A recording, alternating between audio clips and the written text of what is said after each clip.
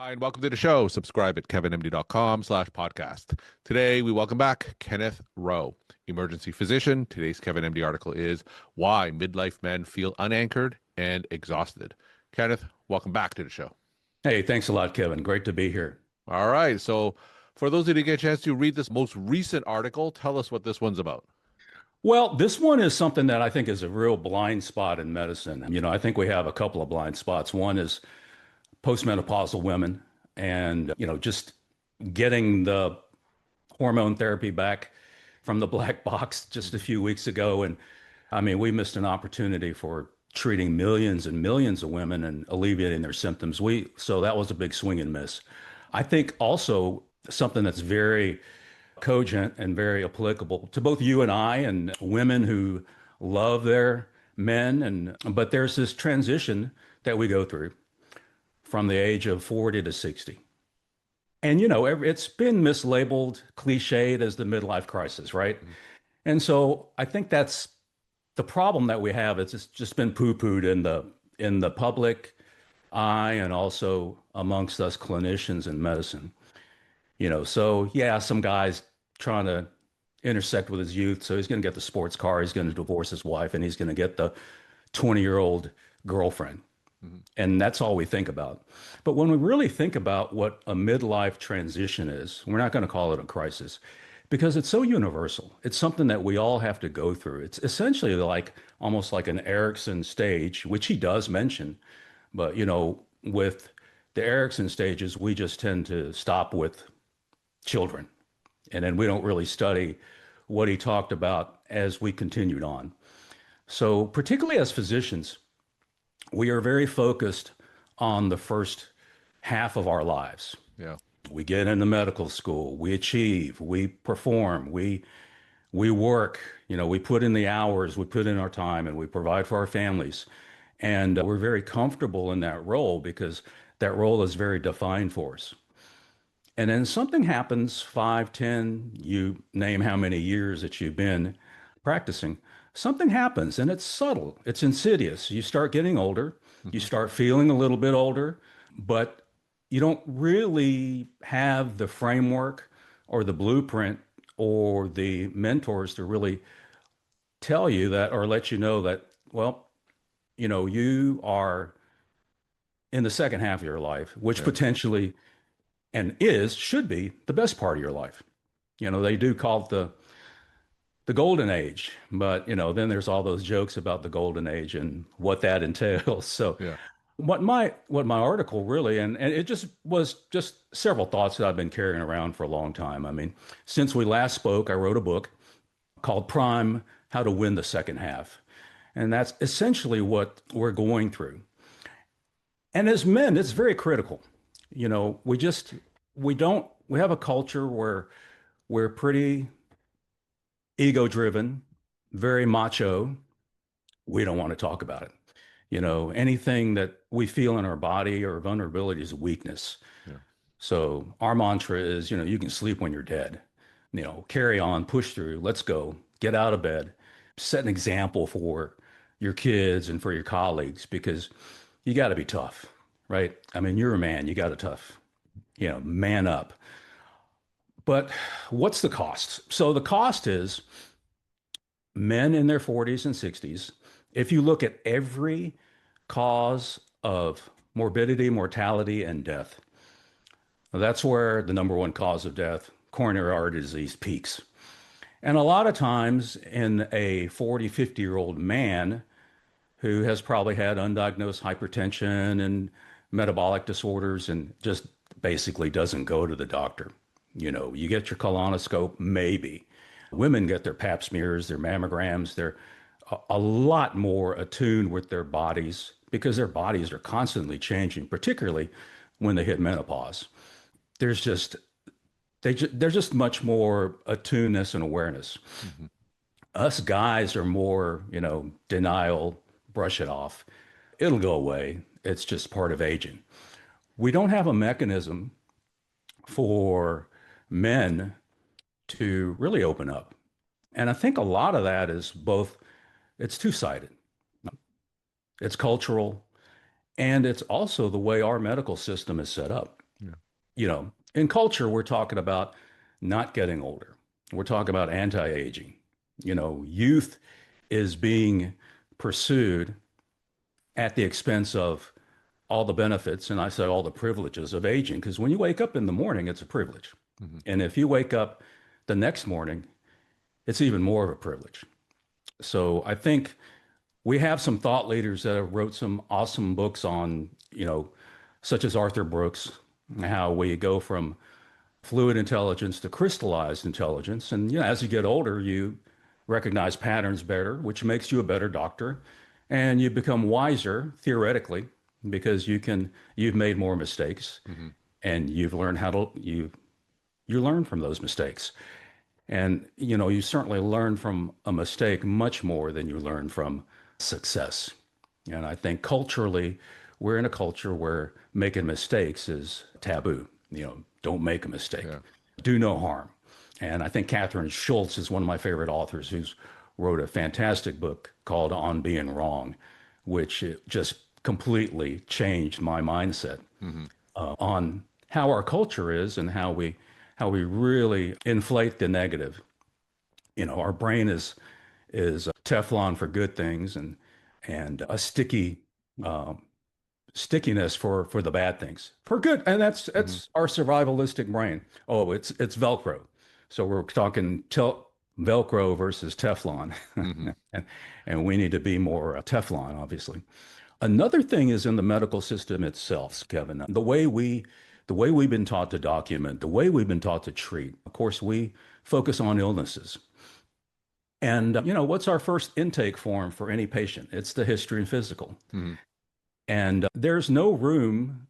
And of course, now with the electronic medical records, now the past social history is a box, Yeah.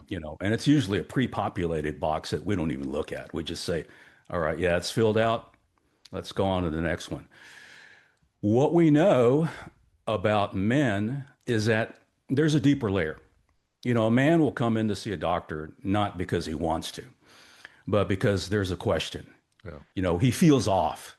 And our language amongst men is that, okay, so you feel off, so we're going to talk about test results. Hmm.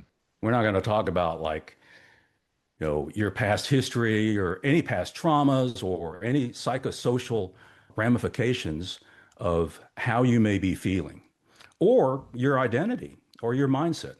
We're going to talk about testosterone. Hmm. Oh, yeah. Okay. See, my testosterone's low.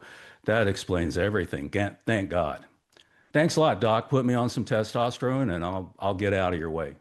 And the problem with that is that, the cost that we talked about before, heart attacks, Yeah. strokes, so literally men are dying because they haven't been given a container to open up. We criticize guys for being, too stoic, and not stoic in the sense that we're talking about all the great things of stoicism, but just not opening up. And amongst guys, there's this man code and a man card that you carry that might be taken away from you if you start to maybe listening to your wife or listening to some of those symptoms that you've had for a long time and actually seeing a doctor. Yeah. You know, it really strikes me, being an ER doctor for 35 years. Usually my first question when I see a man present, why are you here? Like, what got you here? Because you can think that there are so many times where this gentleman had heartburn and just decided, it'll go away. So what made it different today?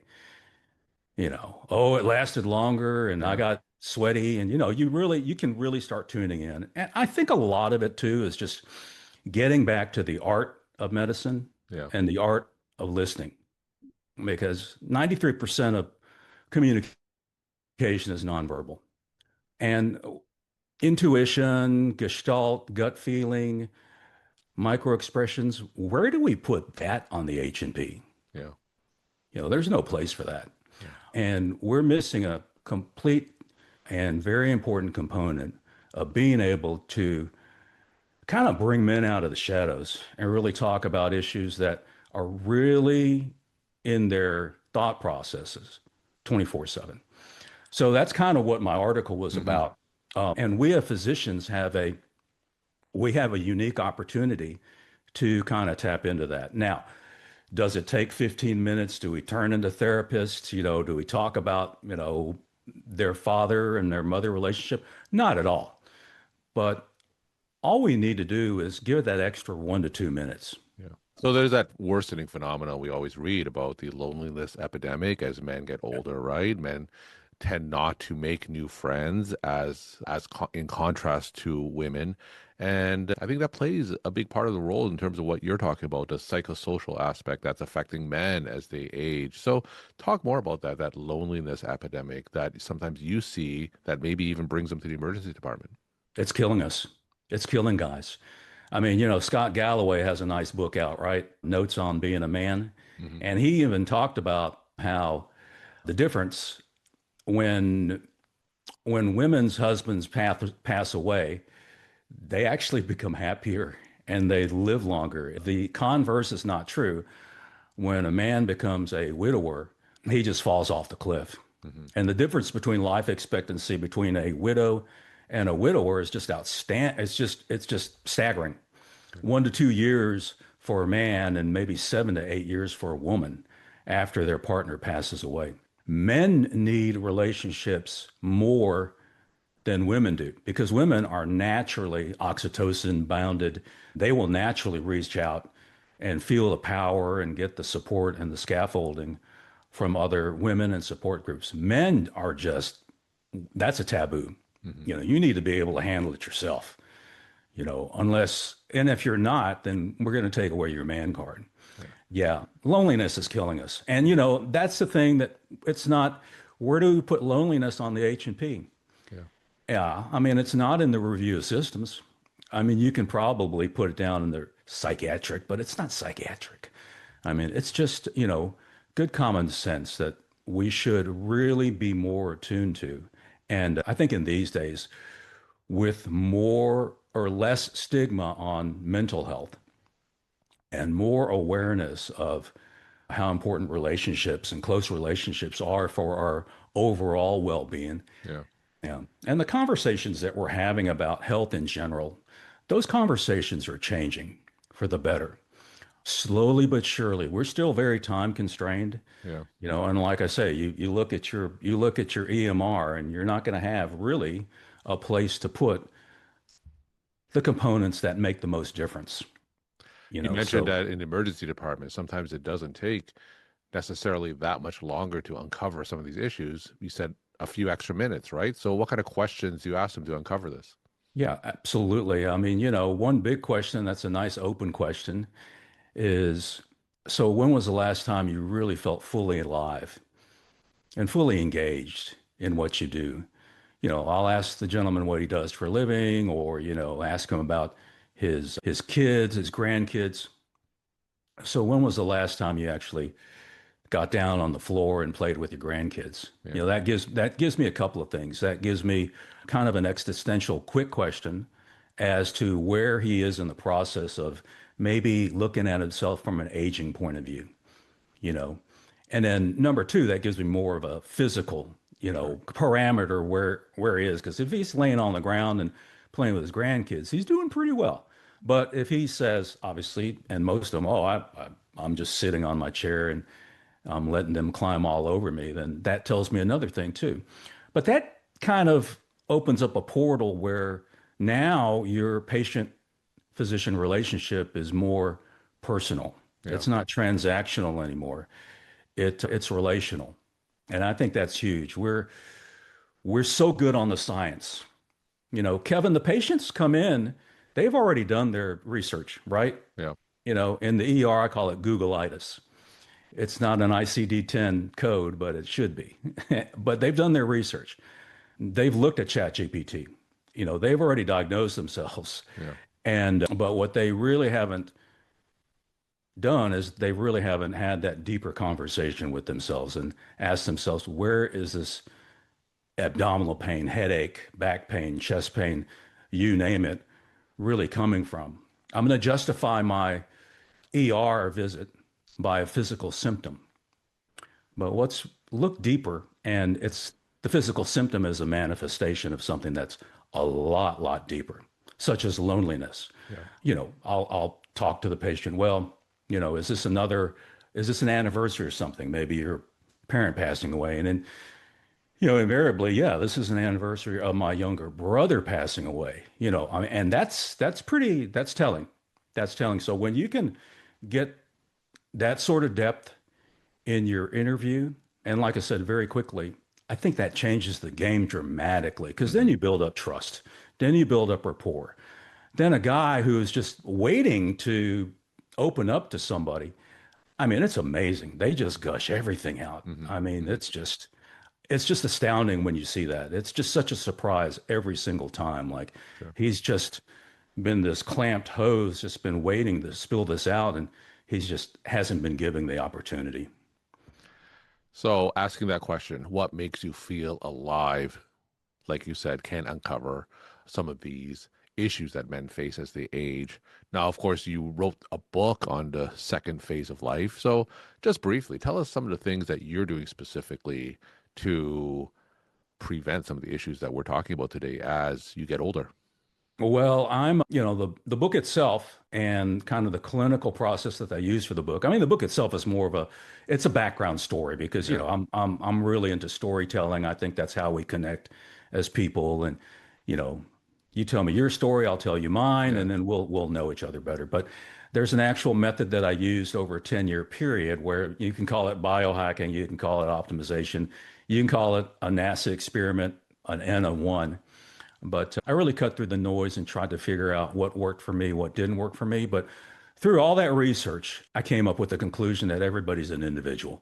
Hmm. What's works for somebody isn't going to work for somebody else. How can we test it? How can we track it? And so I have finally found some test parameters, some very cutting edge people that have created companies that actually look at mitochondrial oxidative stress, for example, look at cortisol levels fluctuating throughout the day. And so we can manage that from a medical point of view. I'm now transitioning from the ER into a precision medicine practice. Hmm. We talked about this about 5 months ago. Yeah. So, what I'm trying to do is I'm trying to be very proactive, but I'm trying to ask the right questions. I'm trying to get to the core and to the gut of what a man really feels about himself. Where did this come from? What were his lived experiences? And essentially, what sort of operating system are you on right now? I mean, is this something that you built up in the 20s and needs to be thrown out like a dial up AOL? Hmm. And a lot of times it is. You're 20 and this is the mindset, and you're going to carry that mindset until you're 60. Guess what? That needed an update a long time ago. And let's talk about what's going to update the way you think, the way you react, your thought process. We talk about the default mode. I mean, that just needs to be completely modified and updated. And so what really happens is over time, well, first of all, it's this feeling that is so satisfying that you and I both get when we talk to a patient, when the patient gets that aha moment and says, wow, you know something? He really gets me. Hmm. He really knows what I'm talking about. And it's so satisfying. It's so fulfilling. I mean, in the ER, I was fulfilled in a lot of different ways. But now that I'm practicing one-on-one precision medicine, that's what fulfills me. And when I ask myself the question, what makes me feel alive? That's what makes me feel alive. I'm connecting with somebody on a very deep level, somebody who hid himself behind all this wall and behind all this armor, and he's finally revealing himself to me. Hmm. And he's feeling confident, and we're getting somewhere with this. I'm getting to know somebody on a very deep personal level, and that is so satisfying to me. We're talking to Kenneth Ro, emergency physician. Today's Kevin MD article is Why Midlife Men Feel Unanchored and Exhausted. Ken, let's end with some take home messages that you want to leave with the Kevin MD audience. Well, let's just take the stigma out of the midlife crisis. Let's look at it with the lens of how men feel about aging, and let's all take this journey together. Because health is a team sport. You Hmm. know, you're talking about a man who's stuck in an old mindset. Let's get us guys back to something that's more productive, more meaningful, more purposeful, and that's going to leave a legacy. We want to be better husbands and better fathers, better grandfathers, and we want to be better mentors for our students and our medical students and our residents coming up behind us. So let's get away from achievement and let's get into meaning and purpose. Kenneth, thank you so much for sharing your perspective and insight. Thanks again for coming back on the show. Always a pleasure, Kevin. Hope to see you soon.